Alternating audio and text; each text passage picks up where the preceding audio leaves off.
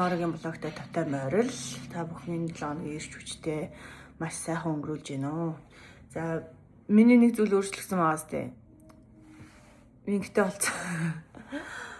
Энд дээр мингтэй болсон. За. Тэр яах вэ?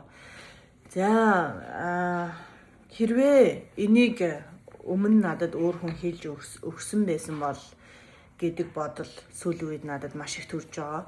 Хин нэг нь надад хэлээд өгөхгүй яваа энэ талаар те. Хин нэг нь эмч, хин нэг нь фитнесийн багш ч юм уу те. За энэ нь болохоор хинч хэлж өгдөггүй, хинч өгдөггүй энэ асуудлын талаар ярих чинь. Тэр нь юу вэ гэхээр бидний сав яагаад унждаг вэ? Арц гэролын булчин яагаад сулардаг вэ? Энэ арц гэролын булчин буюу сав унжихад ямар шинж тэмдгүүд илэрдэг талаар та бүхэндээ товчхон хуваалцаа гэж бодлоо. За сав унжихад мэдээж шалтгаан нь би хэлсэн шүү өмнөх дээр хүүхэд төрүүлснээс холбоотой.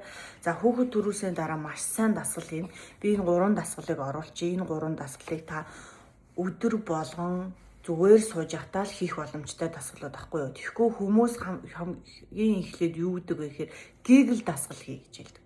Google дасгал хийхээр анх хийж байгаа хүмүүс мэдэхгүй, дээрээс нь амьсгаа хойрлож мэдэхгүй байдаг тий. За тэгээд Америкийн эмч би нөгөө Pelvic floor therapy-нд явж байгаа байхгүй юу? Тэр нь болохоор одоо хаалгааны өмнө болон хаалгааны дараа хийх дасгал орж байгаа байхгүй. За хаалгааны өмнө болохоор энэ 3 дасгалыг зааж өгсөн. Энэ 3 зүгээр энгийн хамгийн үр дүнтэй 3 дасгал заяа. За одоо миний би яг ийм дасгал хийснээс хойш ийм гоё болсон байгаа болч. Кор булчингууд маань чангараад. За энэ 3 дасгалыг заяа бүр өдөр болгон хий заяа. Өдөр болгон. Тэгээд савчин агшаад, савчин ингээ төрсний дараа ялангуяа савчин ингээ кор булчин чинь чангараад яг эдгээд гой болоод ирэнгүүт нь хамгийн сүүлд гэглийн дасгал хийн гэж хэлсэн шүү. Энэ нөгөө Америкч. Тийм болохоор энэ үнэхээр үнэн. Тэгээ энэ 3 дасгал нь болохоор үнэхээр энгийн 3 дасгал байгаа. За энэ 3 дасгалаа өдөр болгон хийгээд дээрэс нь таны нуруу гарч өвдөө, биений мэрхээр өвдөө, доошоо ингээ унжиж өвдөөд байвал тэр таны сав унжилт гэсэн үг заяа.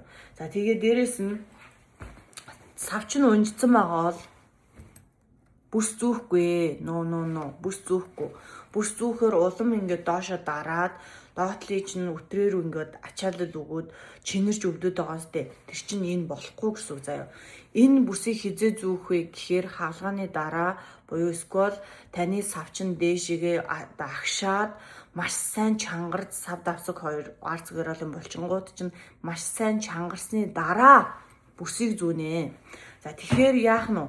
Хүн болгоны дагаад бүс зүүгээд хүн болгоныг дагаад хүн бүхний тань зөвлөж байгаа зөвлөгөө таарна гэсэн үг биш байхгүй юу? Тэгэхээр эрүүл мэндэд одооноос залуу хүмүүс маань анхаараарай. Өөрсдийнхөө савыг, өөрсдийнхөө арц гэролын булчин эрүүл байлгаараа начиг залуугаар ингээ хаалгаанд орох болчих үү дээ гэдэг үүднээс энэ хөө бичлэг хийлээ. Тэгээд энэ 3 дасгалыг хийгээрэй. Эхнийх нь дасгал нь болохоор ингээ амьсгал нь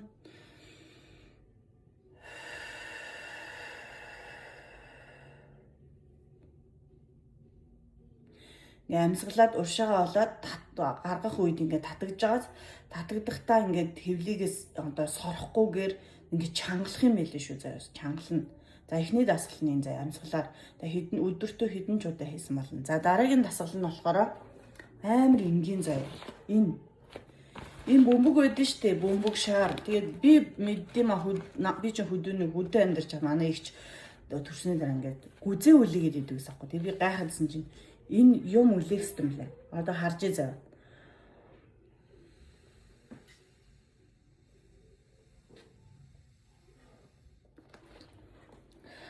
Хевлий яаж ачаалж өгч байгааг харж байгааз энэ хевлийн бүх булчин чинь ажилд ороод тэгээ энэ давсаг болон арц гэролын булчин бүгд ингээд зэрэг чангардаг гэж Америк хэмж хэлсэн. За хамгийн сүүлийн дасгал нь болохоор энэ амьсгал аавна.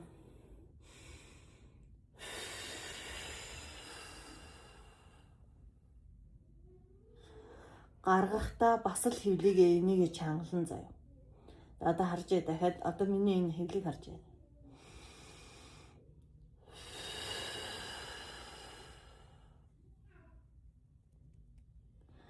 Өөр байгааз энэ 3 дасгалыг өдөр болгон хийгээрэй заяа.